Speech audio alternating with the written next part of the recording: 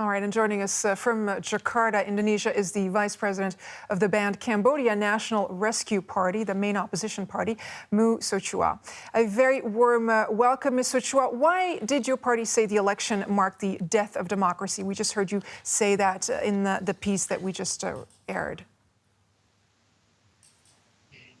The Cambodia National Rescue Party, representing over 3 million of voters, half of the electorates, was not part of the election yesterday because it was dissolved by the Supreme Court that is controlled by Mr. Hun Sen. It was a scenario of Mr. Hun Sen to run without a real competitor. We represent the will of the people.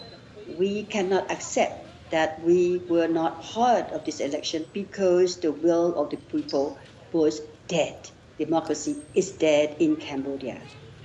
Now, your party has, in the meantime, called on the international community to reject the results in the hope that a fresh election maybe could be called. I mean, is that a futile exercise at this stage?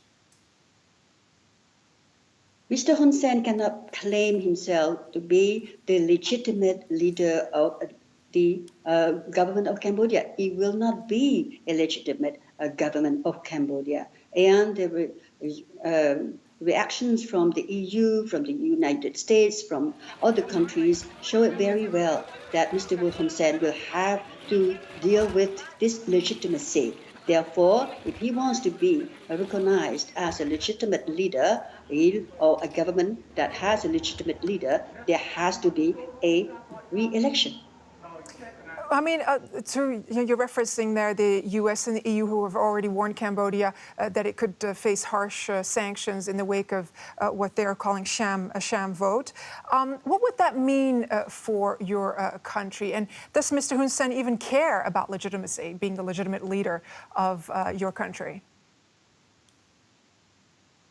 Mr. Hun Sen has been given a signal, warning to bring back democracy.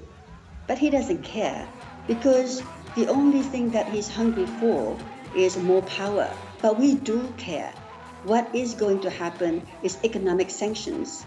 And if it is imposed, it will be a disaster for the economy. We do not want Cambodia to move that way.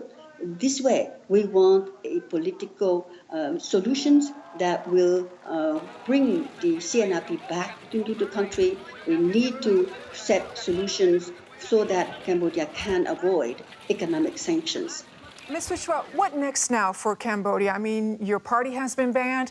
You are in exile in Jakarta, Indonesia. Can you be an effective opposition party not being in Cambodia? As I said earlier, we represent half of the country. And inside Cambodia, our people, our supporters remain strong. Despite the intimidation, we live in fear every day, inside or outside of Cambodia. And we are determined, and we have been leading the opposition and spreading democracy in Cambodia, in the hearts of the people of Cambodia for over 25 years. We are not abandoned by our people, and we have our obligations toward our people to bring democracy back to Cambodia, back to our people. Sochua, Vice President of the banned Cambodia National Rescue Party, thank you for joining us on the program. Thank you.